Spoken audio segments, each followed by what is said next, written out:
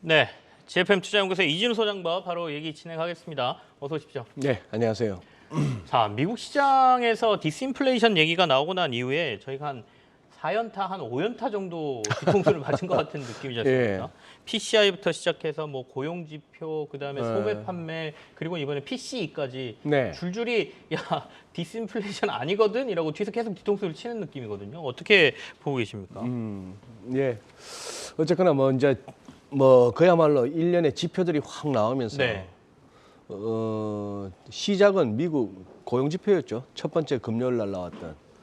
자, 1월 달에는 뭐 고용 지표가 됐건 인플레 지표가 됐건 뭔가 계절 조정도 심하고 뭐 통계적 어떤 수정이 가해진다. 그래서 좀 들쑥날쑥한다는 거는 있어도 그래도 좀 하나의 일관된 흐름은 있는 것이 네네. 고용 시장 여전히 빡빡하고 물가 잘 안 빠지고 음. 그리고 미국 사람들 돈도 잘 쓰고 네. 그런 쪽이죠. 그러다 보니까 이제 지금 도대체 연준이 그동안 뭐 한 거지? 하는 얘기가 나오는 거죠. 이렇게 한번 보시죠. 이제 그거는 PC 소비자 개인 소비 지출이죠. Personal Consumption Expenditure. 뭐 그래서 그 중에서도 이렇게 그런 쪽을 갖다가 연준에서는 신경을 쓴다는 건데, 자 이거 4.3이 나오리라고 생각했는데 4.7이 나왔으니까 깜짝 놀랐고 여기 내려오다 이거 아닙니까?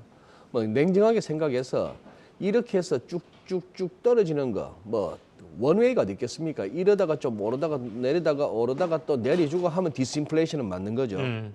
그러니까 다음 달에 여기서 뭐 호들갑을 떨기보다도 3월 달 FOMC 전에 한 번 또 나오잖아요. 소비자 물가 지수하고.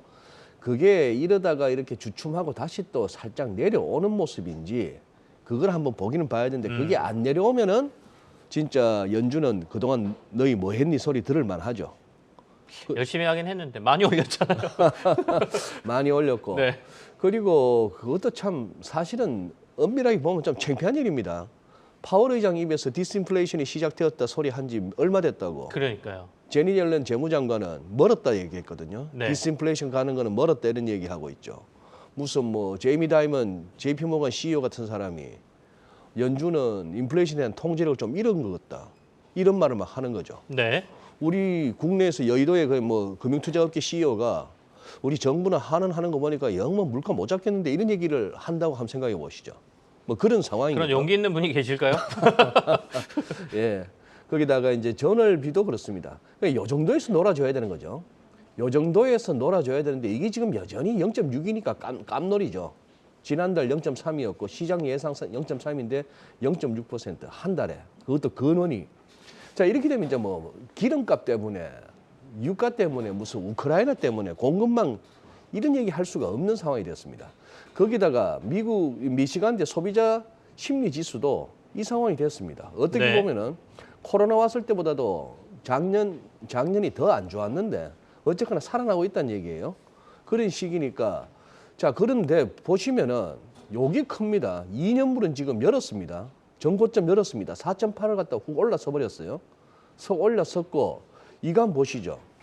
지금 4% 공방에서 이러다가 지금 차트상으로 보면요, 야 여기서 더 간다는 건 좀 과하지 않니라고 하지만 얘도 요즘 우리나라 무슨 뭐 로봇이나 저 AI처럼. 뭐 2차 전지주처럼 간다고 본다면은 뭐 그런 거 무시하고 그다음이 6.5가 찍히네요.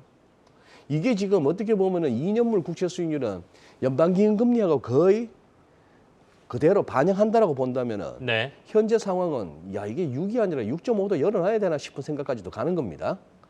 자, 우리가 좀처럼 경험하지 못하는 어떤 정책금리의 급등 기간을 갖다가 역사적인 순간을 우리가 살고 있는 겁니다. 달러는 그동안에 계속 살펴봤던 104 공방을 열었습니다. 그렇다면 이제 106인가 싶은 거죠. 106인가 싶은 상황인데 이거 어떡하죠? 그동안에 거의 붙어왔거든요. 네. 2년물 국채 금리 오를 때 달러도 강해지고 했는데 여기서 뭐 조금 금리가 주춤주춤한 사이에 달러는 이만큼까지나 떨어졌다가 이제 같이 오르기 시작합니다. 얘가 내려와야 될까요? 얘가 더 쫓아가면서 붙어야 될까요? 그런 상황 하에서 조금 이렇게도 한번 살펴볼 수 있겠습니다. 향후 이제 환율이 좀 중요해졌는데 여기 그 유명한 뭐 스티븐 제인이라는 모건 스탠리 출신의 스티븐 제인이 얘기했던 달러 스마일이죠. 간략히 요약하자면 이겁니다. 이쪽도 이쪽은 뭐 저기 인플레가 심하거나 금리가 오르거나 미국 쪽이 아니면 미국 경기가 되게 좋을 때 이쪽은요. 미국이 아주 미국 US 달러가 안전자산으로 이렇게 작동할 때 네네. 그리고 글로벌 경기 침체 이때가 달러 강 이때가 약인데 약일 때는 뭐 미국이 돈도 풀고 금리도 낮추고 해서 전 세계가 좋을 때 이런 상황인데 이렇게도 볼 수 있겠습니다. 이렇게 가서 우리가 이 국면으로 가나 싶었던 거예요. 연준이 이제 긴축 그만하고 오히려 연내 금리 인하까지도 가고 전 세계 경제가 골디락스로 접어들고 해서 이렇게 갈라 하다가 지금 미국 지표 나오는 거 보니까 아니네 이래 된 거예요. 이렇게 해서 달러 약세 쪽으로 가고 좀 시장도 경기도 좀 이렇게 우시아우시아 거리면서 좀 갈까 싶었는데 중국도 뭐 리오프닝 하고 이렇게 해서 내려오면서 달러 약세 기대가 있다가 그래서 연초에 확 밀어 제꼈는데 지표 나오는 거 보니까 아니네 이래 된 거죠. 굳이 제가 여기서 영화 배트맨의 조커 스마일을 갖고 온 거는 어쨌거나 미국은 이 과정에서 저가 원하는 대로 달러 강을 했다가 약으로 몰았다가 다시 또 달러 못 구해서 절절 매는 세상 만들고 해가면서 저거 원하는 대로 다 해오고 있습니다. 이게 이제 그 달러 패권인데 네네. 어쨌거나 S&P 500 이 와중에도 200일선 가니까 아래 꼴이 달렸습니다. 나스닥도 요 200일선은 무너지기 싫다는 어떤 힘을 보였습니다. 뭐 다우는 그때 살펴봤지만 이게 더 가능성이 컸지만 이번에는 살짝 이 와중 그런데 패턴으로만 보자면 이까지인데 아직도 받쳐줄 때는 많고요. 네네. 그러니 채권 시장, 외환 시장에 비해서 증시가 지표에 대해서 PC 물가 지표와 소비자 심리 지수에 대해서 이론적으로 반응은 했습니다만 가장 뭐라고 할까요? 미련이 많다. 그렇게 볼 수 있는 뭐 그런 상황입니다. 아직까지는 뭐 채권 시장 아까 말씀하신 대로 그런 것보다는 뭐 증권 시장이 조금 버텨주고 있다. 있습니까?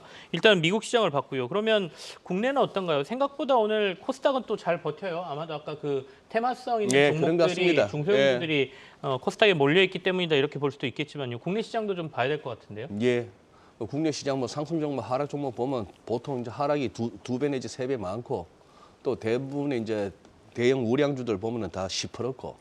지금은 뭐 코스닥 쪽에 이제 테마주들만 살아 있는 거죠. 네. 살아 있는 거고 이제 진짜 숫자가 찍혀질 수 있느냐의 문제인데 정부에서의 어떤 그 정책적 드라이브하고 이 테마가 엮여가지고 지금 어쨌거나 테마주 올라타고 계신 분들은 뭐 정말 이렇게 이보다 더 좋을 수는 없다 뭐 이런 세월을 보내고 있습니다. 네. 우리 장도 보시면 이렇게 보시죠. 어쨌거나 오늘은 이렇게 200일선에 한번 주목해 주십시오. 모든 것에. 그래서 월가 친구들이 그렇게 200일선을 중시하나 봅니다. 우리는 지금 1303원 열었습니다. 네. 1303원 열었으면 그 다음에는 1330원은 각오하셔야 되는 건데 오늘은 지금 요 200일선 가지고 조금 이렇게 다투고 있는 중입니다. 어쨌거나 1303원이 열렸으니 아까 달러 인덱스도 106까지는 열어둬야 될 것처럼 뭐 한 1330원. 근데 조금 기술적으로 보자면 뭐 1356원 내지 1360도 가능은 합니다. 여기까지는 그동안의 하락에 대한 달러 약세에 대한 조정 차원에서 얼마든지 가능한 거고 이제 1360도 올라서면은 또 이제 진짜 초긴장이 되는 거죠. 그런 상황이고 코스피도 뭐 살짝 물고는 내려갔습니다만 아직은 지수 자체는 야 그래도 이거 어떻게 올라온 선인데 하는 거고요. 네. 밑에 가봐야 뭐 2300 한 뭐 60, 80은 또 받쳐주지 않겠니 하는 막연한 믿음이 있고요. 이것도 보세요.